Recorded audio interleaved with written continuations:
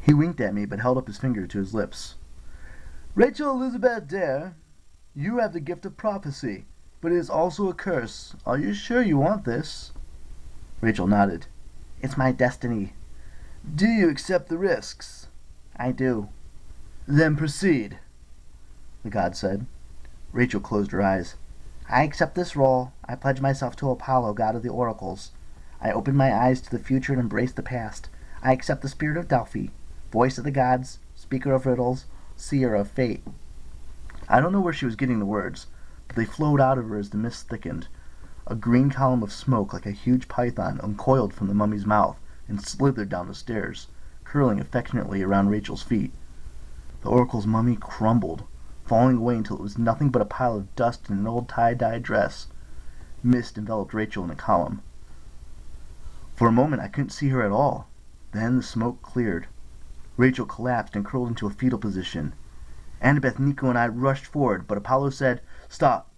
This is the most delicate part. What's going on? I demanded. What do you mean? Apollo studied Rachel with concern. Either the spirit takes hold, or it doesn't. And if it doesn't? Annabeth asked.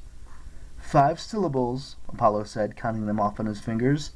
That would be real bad. Despite Apollo's warning, I ran forward and knelt over Rachel.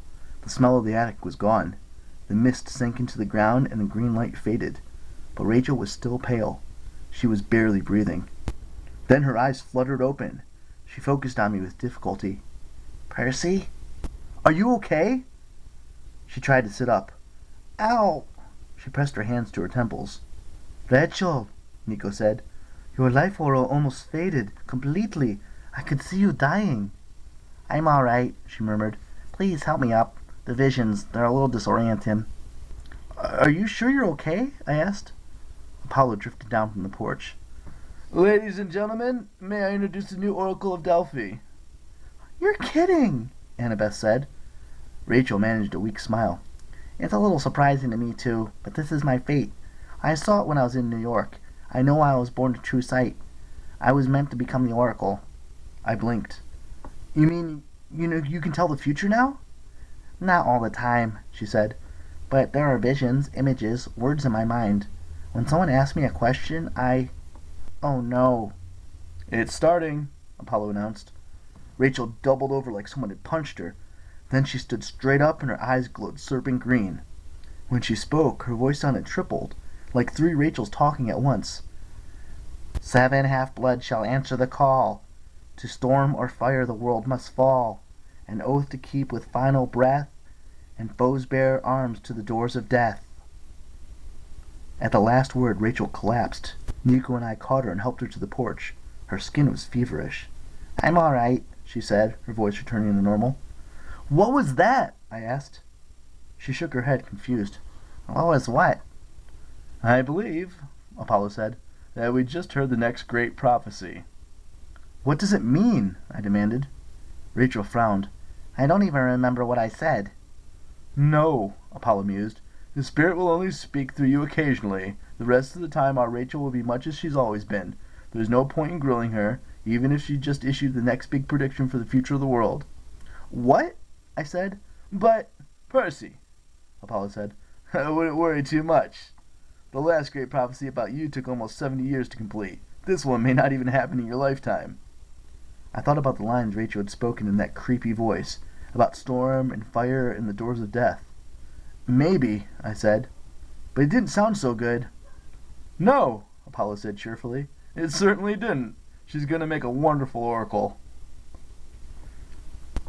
It was hard to drop the subject, but Apollo insisted that Rachel needed a rest, and she did look pretty disoriented. I'm sorry, Percy, she said. Back on Olympus, I didn't explain everything to you, but the calling frightened me. I didn't think you would understand. I still don't, I admitted, but I guess I'm happy for you. Rachel smiled. Happy probably isn't the right word. Seeing the future isn't going to be easy, but it's my destiny. I only hope my family... She didn't finish her thought. Will you still go to Clarion Academy? I asked. I made a promise to my father. I guess I'll try to be a normal kid during the school year. But right now you need to sleep, Apollo scolded. Chiron, I don't think the attic is a proper place for our new oracle, do you? No, indeed. Chiron looked a lot better now that Apollo had worked some medicine magic on him. Rachel may use the guest room in the big house for now, until we give the matter more thought. I'm thinking a cave in the hills, Apollo mused, with torches and a big purple curtain over the entrance. Really mysterious, but inside, a totally decked out pad with a game room and one of those home theater systems. Chiron cleared his throat loudly.